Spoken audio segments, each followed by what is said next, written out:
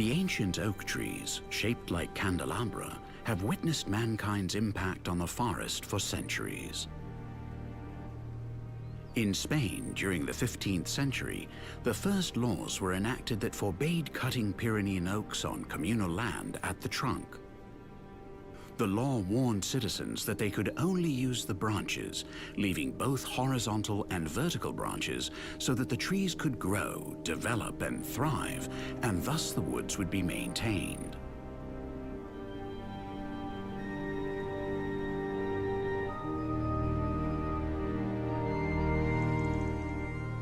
These ancient oaks, some more than 400 years old, provided curved timber for shipbuilding, charcoal for foundries, and firewood to keep warm in the cold months of winter. For hundreds of years, the hillsides of pruned oak trees served as pasture land for livestock, mainly cattle, the mainstay and driving engine of the rural economy.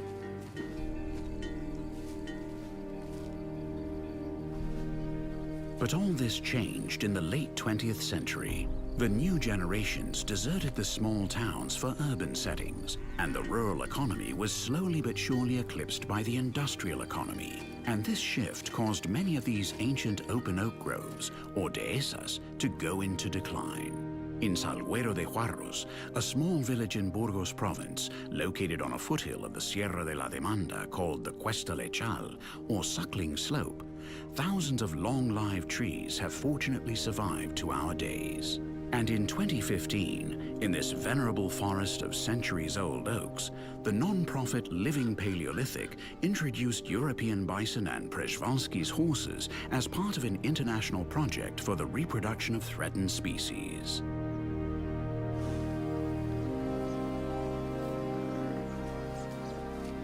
In the late Pleistocene epoch, very similar bison and horses lived in the northern part of the Mediterranean basin until our ancestors hunted them to extinction. Such was the case of the steppe bison, whose most recent known fossils date from 15,000 years ago.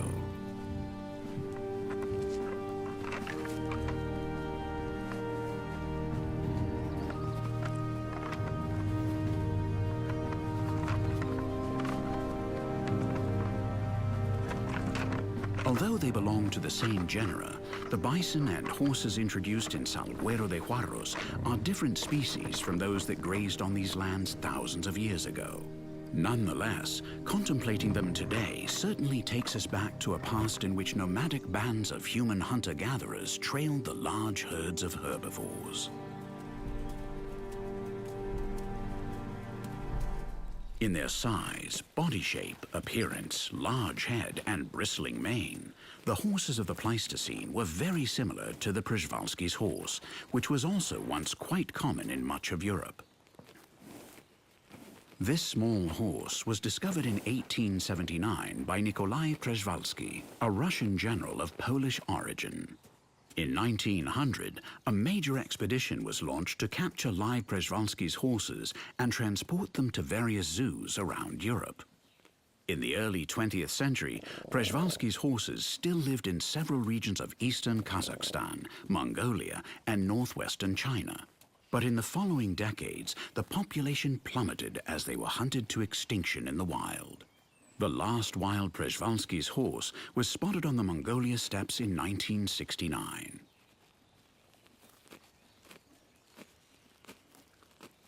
Today, we can find a few herds in China and Mongolia thanks to the reintroduction of horses born in partial captivity. But despite all the conservation efforts being made, the total world population of Przewalski's horses is still fewer than 1,500.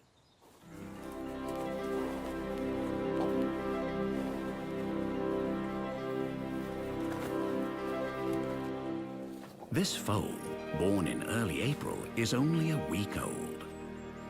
After having suckled a lot of milk, the little colt needs to rest, and a little nap always feels good.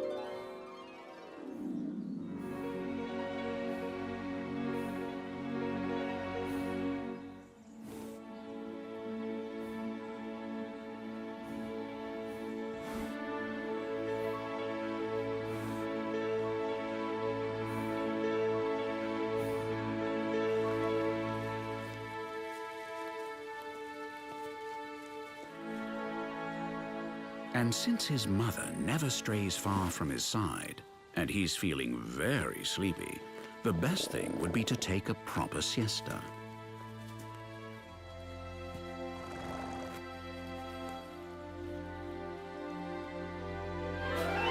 Nobody likes to be bothered when they're catching 40 winks.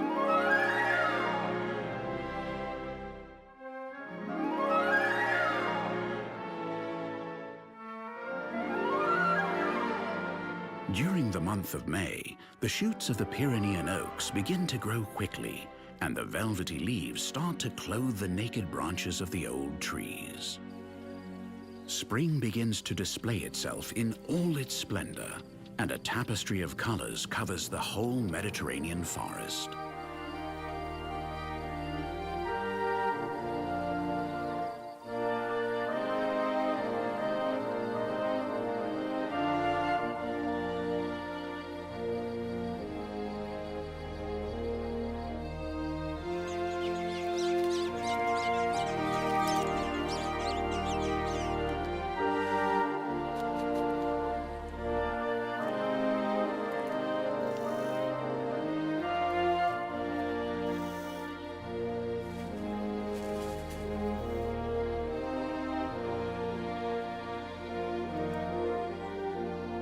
The birth of the young of many animal species coincides with this period of abundance.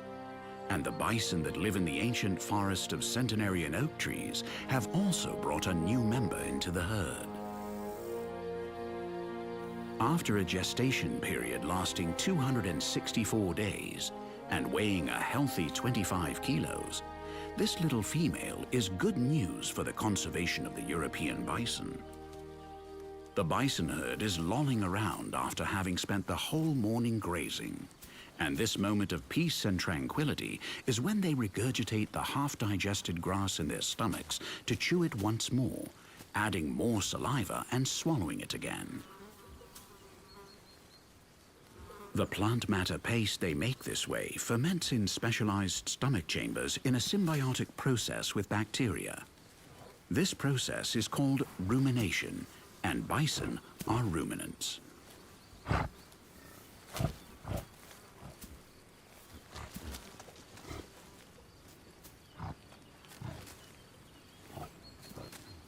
When their stomachs are full, they feel like taking a good nap. The calm bison need to relax to digest properly.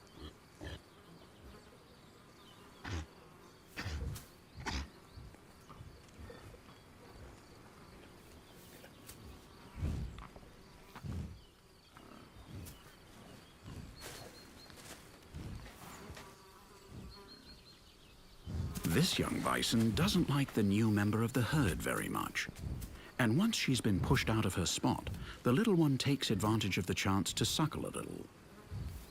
Only a week old, she doesn't graze on grass yet, and only gets her energy from her mother's milk.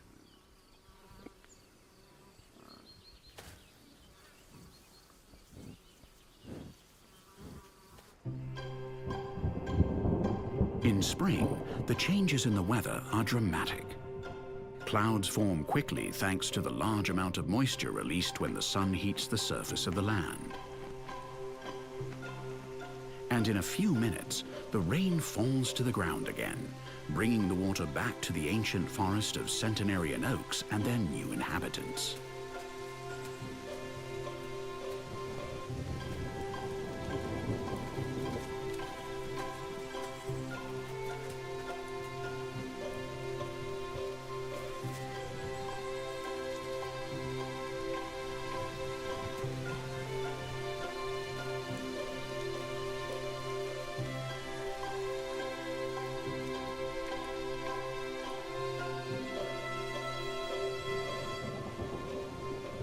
The rain didn't last long, but it rained hard enough to get the little calf wet. And there's only one way to dry off quickly.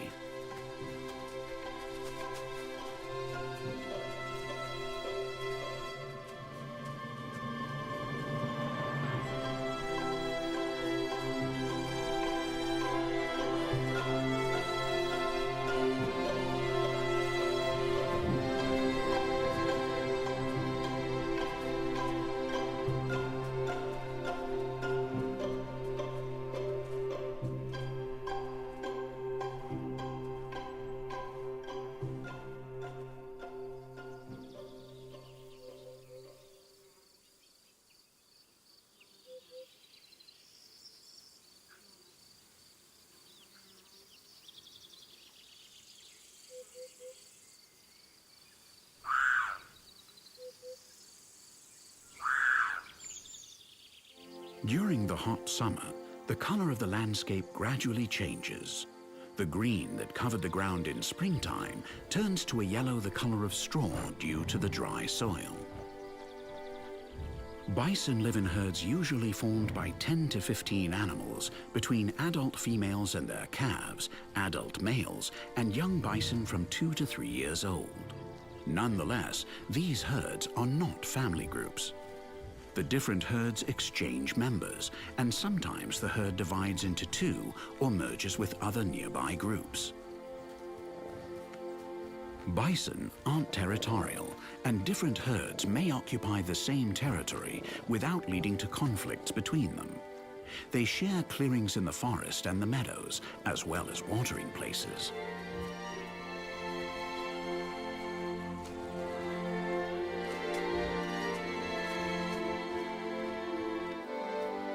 Przewalski's horses are also social animals that live in herds led by a dominant male, while the rest of the herd is made up of females with young less than 2 years old. When they turn 2, they leave the group. The males try to form their own herd or try to take over another male's herd, while the females join other different groups, thus guaranteeing that genes are interchanged. This herd is in luck. After an 11th month gestation period, one of the females is about to give birth.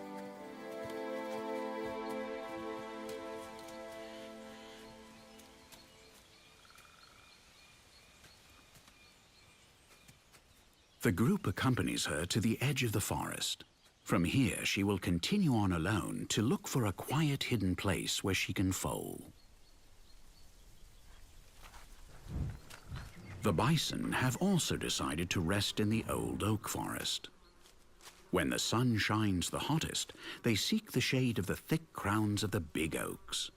What's more, a little clearing in the oak forest offers the perfect place for one of those dust baths they love so much.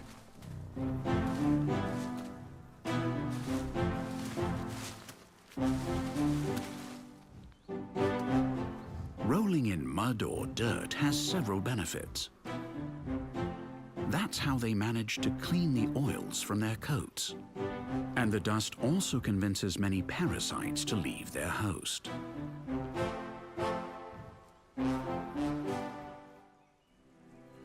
Unfortunately, there's no good news from the herd of horses. The female is having trouble foaling. The foal was positioned badly in the womb, and its body has gotten stuck inside the mother. The little foal is dead, and if its mother can't manage to expel its body, she'll die too. Given that the population of Przewalski's horses is so low, the death of a foal is terrible, but the loss of a breeding adult mare would be even worse. Another mare watches her, but isn't able to do anything to help.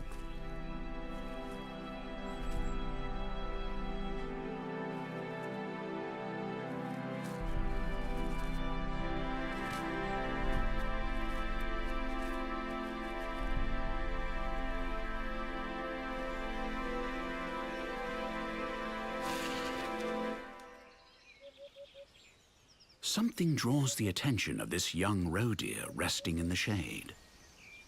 She watches carefully as two horses come out of the dense forest.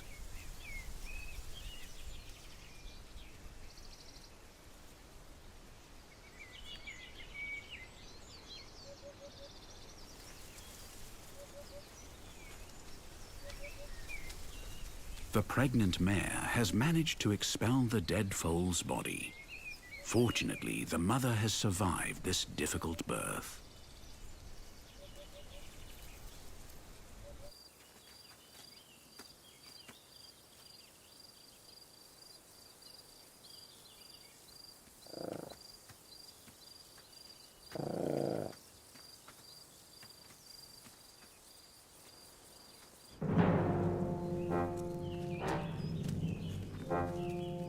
As the afternoon advances, the heat gradually subsides and the bison herd gets on the move again in search of food. They don't know it, but someone is watching them. Safe up on its high perch, A goshawk observes with curiosity the most intimate behavior of these large mammals.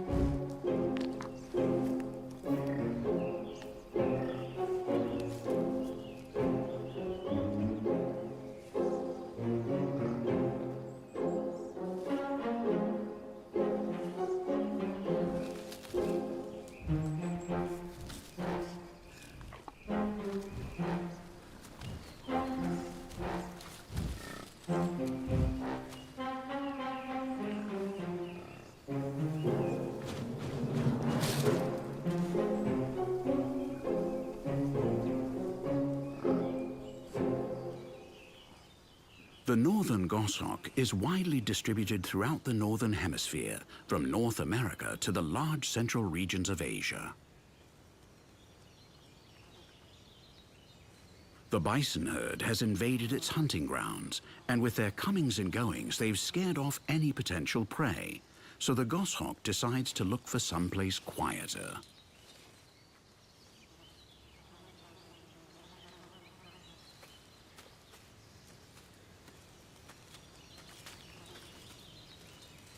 This mid-sized bird of prey is perfectly adapted to living in the heart of the forest.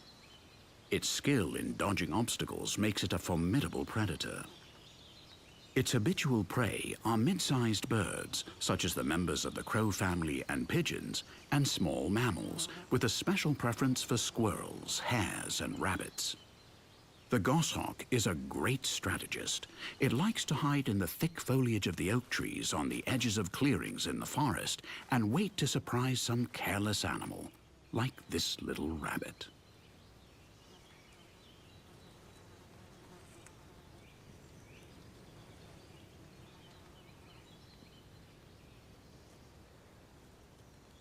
The rabbit, sensing that danger is near, ducks in an attempt to go unseen.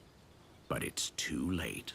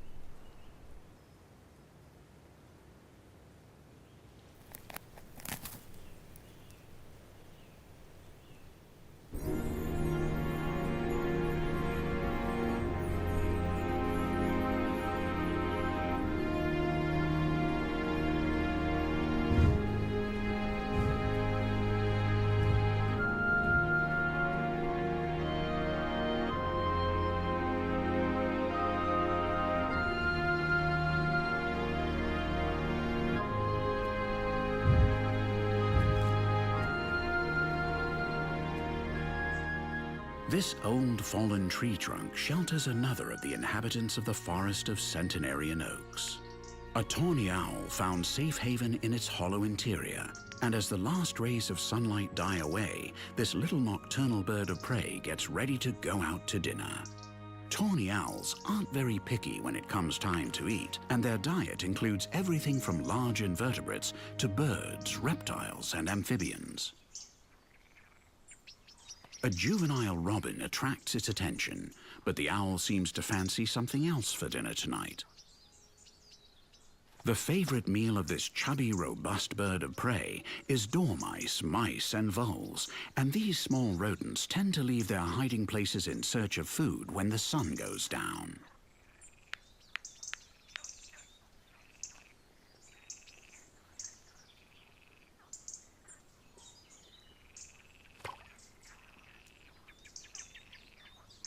A little spring near the old fallen tree trunk is the perfect place to take the last bath of the day. Birds need to bathe frequently, not only to cool off on hot summer days, but also to maintain their feathers in perfect condition. That's essential, as their survival may depend on it.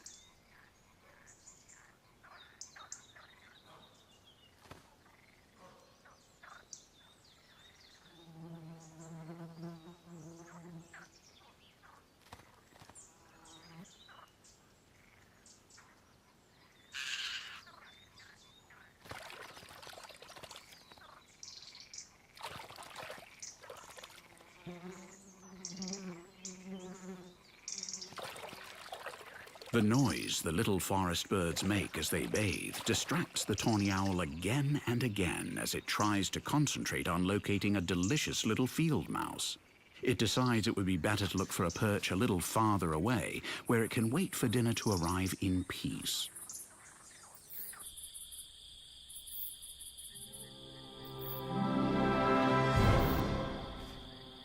This little mouse, which has just emerged from its burrow, doesn't know that it's been invited to dinner with the tawny owl, much less that the owl is the diner and the mouse the first course.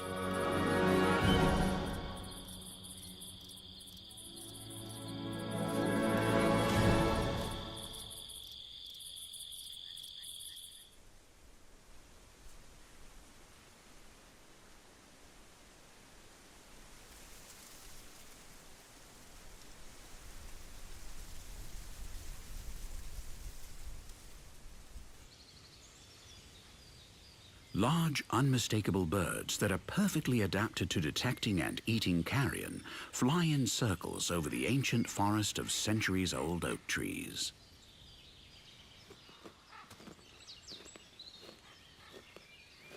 Vultures are arriving by the dozens, a sign that death has paid a visit to this small corner of the Mediterranean forest.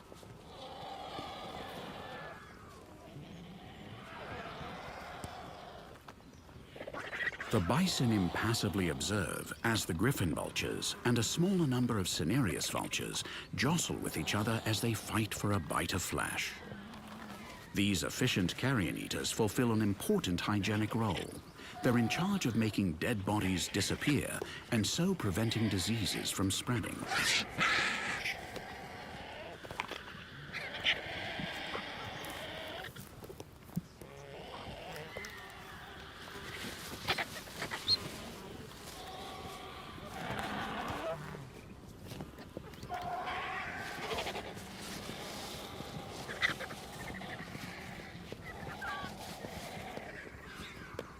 This time, the carcass must not have been very big because the banquet has ended quite quickly and many of the vultures didn't even get a taste.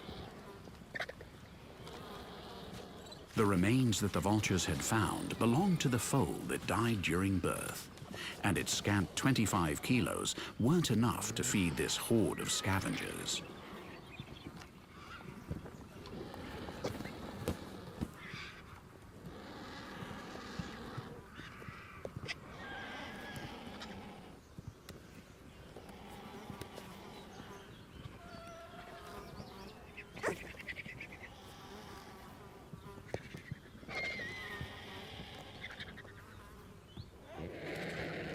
Some of the vultures take advantage of this short break on the ground to clean and comb their feathers.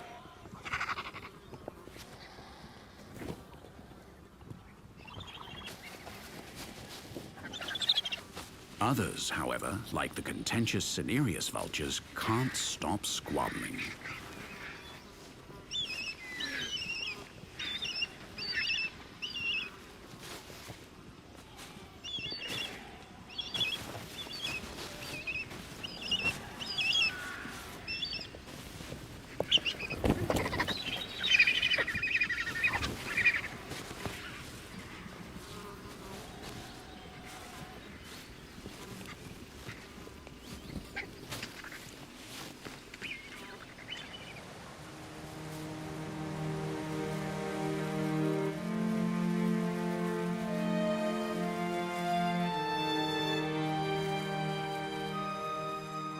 Time goes by slowly but surely, and the green oak leaves begin to change color. Autumn is here.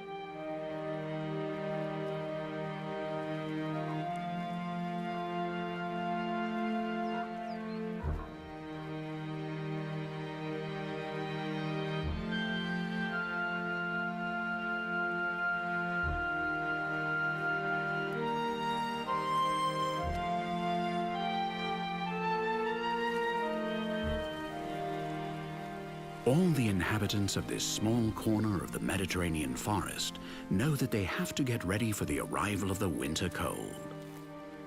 Besides storing energy inside their bodies in the form of fat, their hair grows on the outside, creating a thick insulating coat that protects them from the cold and rain. The magical forest of centenarian oaks takes on a golden tone, where the European bison and Przewalski's horses seem like mythological beings out of a fairy tale.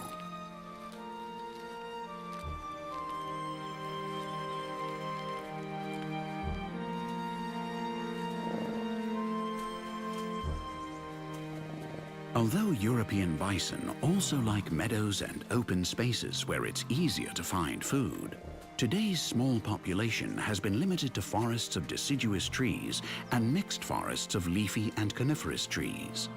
They wander through the forests in small herds, feeding on grasses, tree bark, and branches. An adult male can eat up to 32 kilos of food in one day, of which 30% is woody material.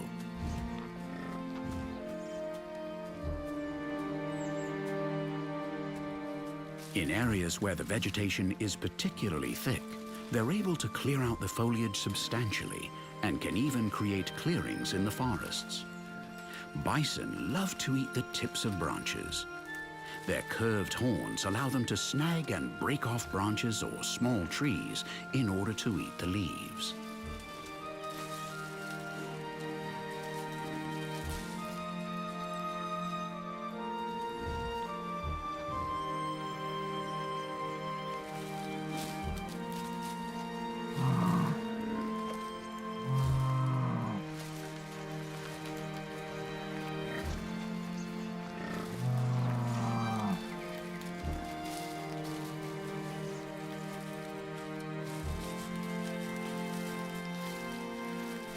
This young cow watches closely as the big bull easily breaks off the crown of a small oak tree.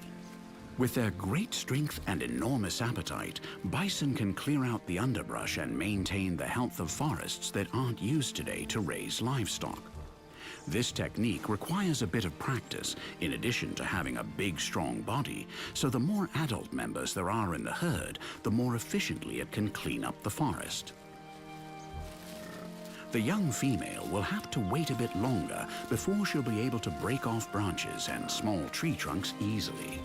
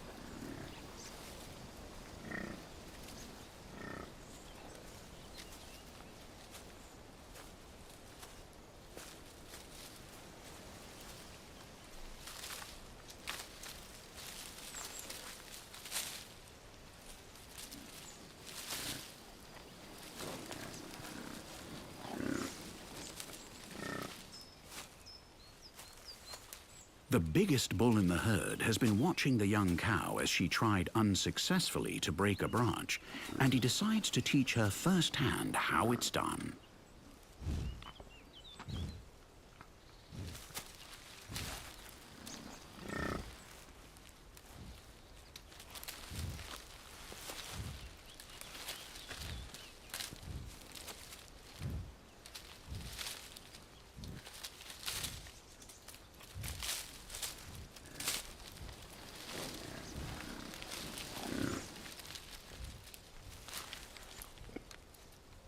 As he tosses his big head, his pupil watches the master's lesson intently.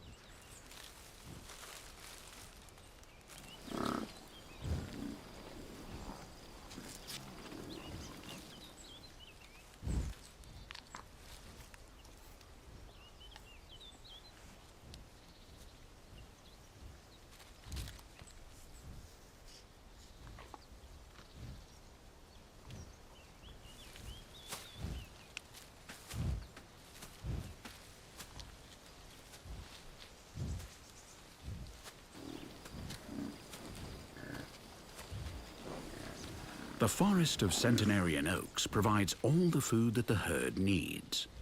Little by little, the bison sense that the mild, warm days of autumn are coming to an end.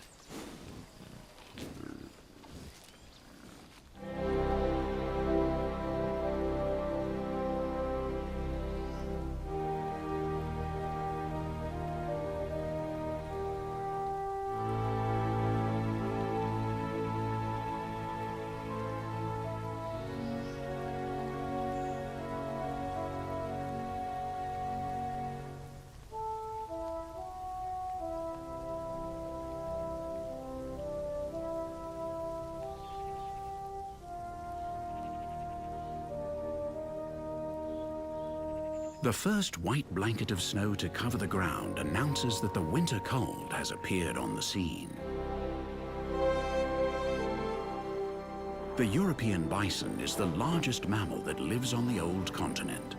The big bulls can stand up to 2 meters high and weigh more than 1,000 kilos. With that impressive physique, they've got few natural enemies. Wolves are their only possible predators, and these only dare to attack weak or sick individuals.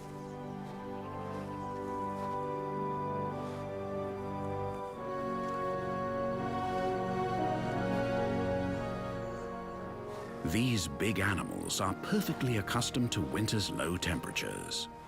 So the light snowfalls of winter in southern Europe present no problems for them.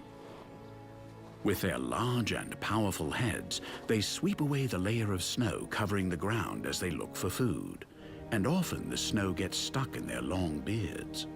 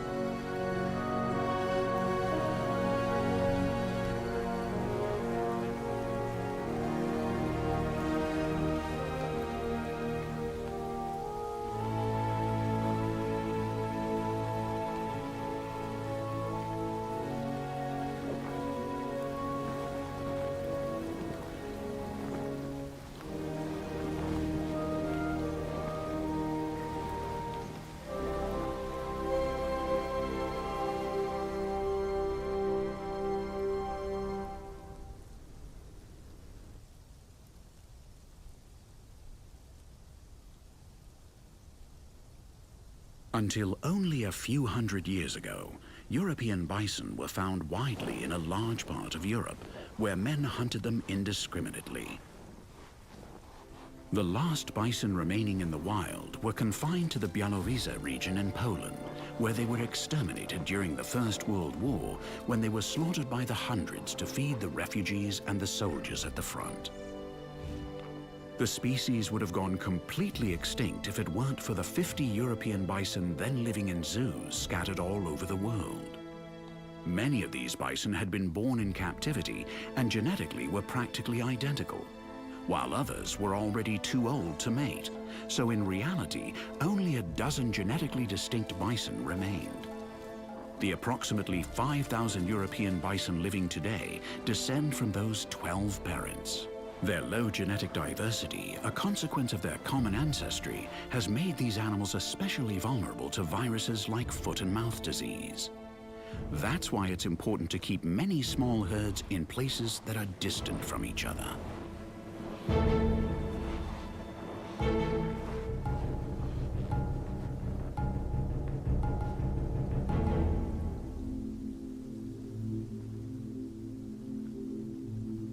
The herd of horses prefers to look for food under the majestic centuries-old oaks. Here, the layer of snow is thinner, and finding food is much easier. Grass, leaves, and an acorn here and there help to quiet a grumbling stomach.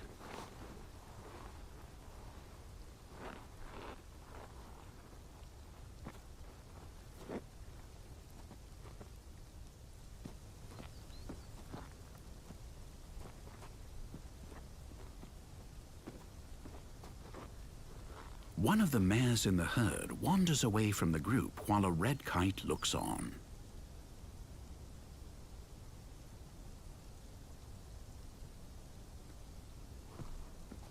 Something has drawn the attention of this young female. A wild boar's carcass lies on the white blanket covering the floor of the old oak forest, and the red kite is a scavenger. Red kites are very mistrustful, and until the mare walks far away enough, it won't dare to fly down to the unfortunate boar's carcass.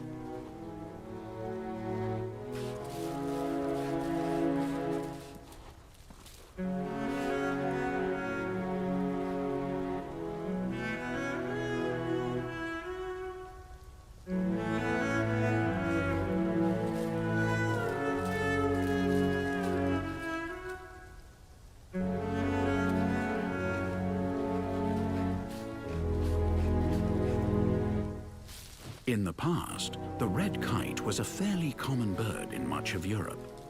But during the 20th century, its population dropped significantly because people persecuted them intensely, a persecution that was the result of ignorance, since this beautiful bird has quite a limited impact as a predator. When hunting, it favors prey it can capture easily, such as small, sick, or inexperienced animals. And its marked tendency to eat carrion means that it makes the most of the remains of animals that are already dead.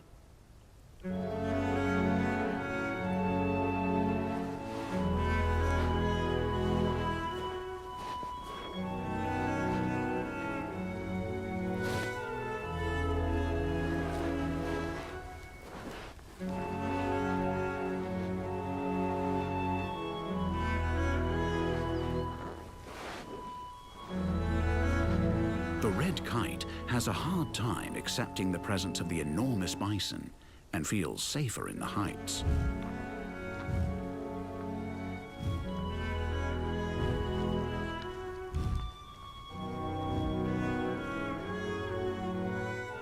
Not far from there, a young and inexperienced cinereous vulture is watching the scene too.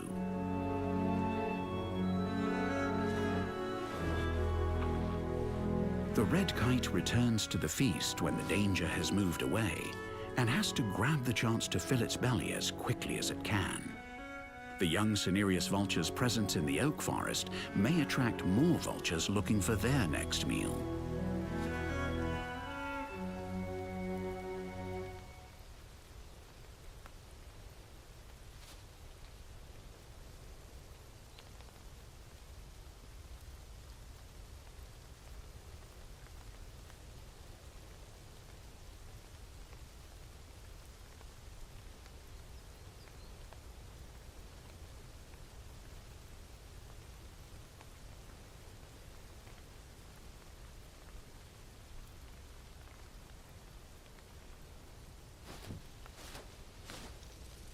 The inexpert vulture has concluded quite correctly that the red kite is no match for him and has decided that he wants to sit down at the table for this succulent feast.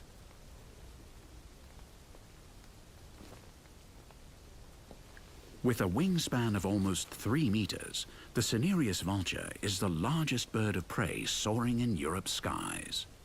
During the 20th century, it went extinct in most of the continent, and today its most important populations are limited to the Iberian Peninsula.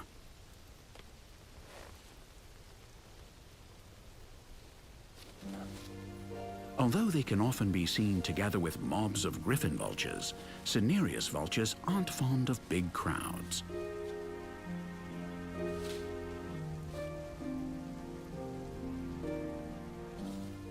These big birds of prey can often be seen flying low over the forests, painstakingly scanning the landscape.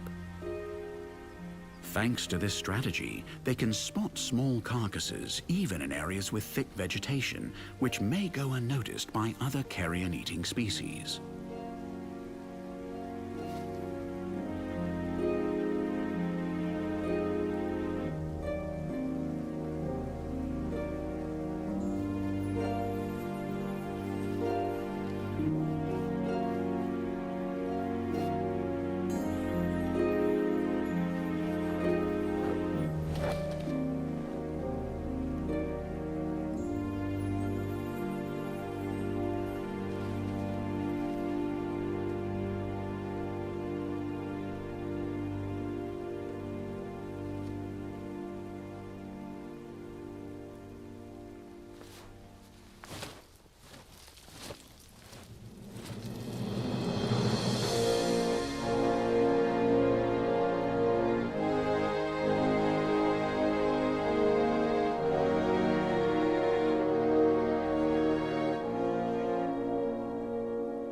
Until only a few decades ago, the snowfalls in regions with a continental Mediterranean climate were heavier, and if the days were cold, they could last for weeks. Nowadays, the layer of snow doesn't tend to last long.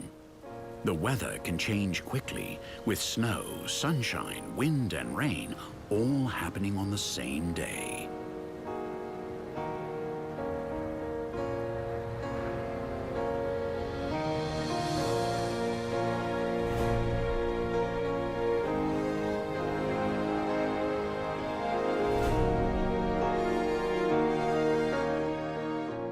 The most powerful eagle has also located the wild boar's carcass.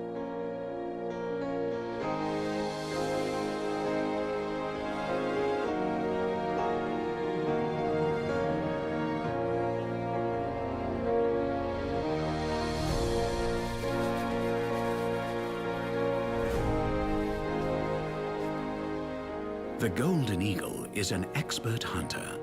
Although it specializes in hunting rabbits and hares, its diet can include partridges and pigeons, and even large reptiles. Nevertheless, the chance to eat carrion without having to spend any of its energy reserves is a good alternative.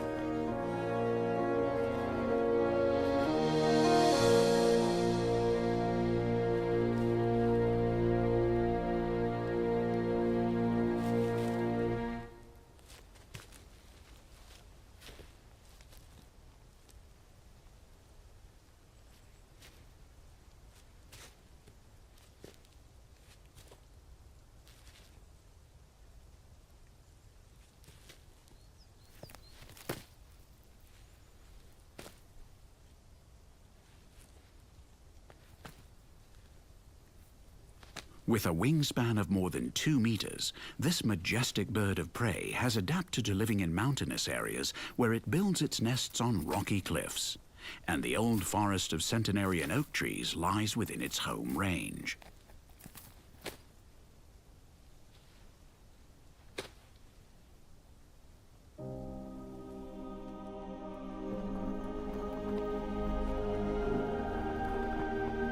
Thousands of years ago, our ancestors followed the big herds of herbivores as they migrated in search of new pasture lands.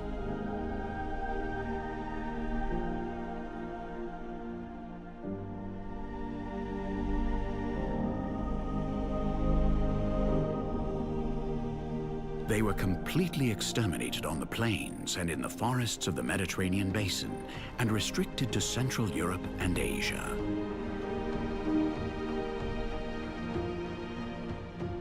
Representations of bison, horses, and aurochs appear many times on the walls of caves where ancient human populations sought shelter. No doubt they hunted them not for pleasure, but out of necessity.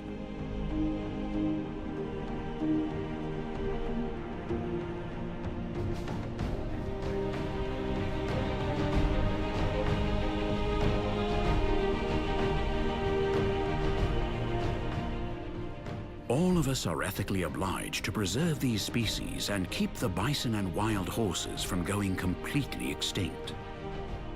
Both have been fundamental to the survival and evolution of the human species.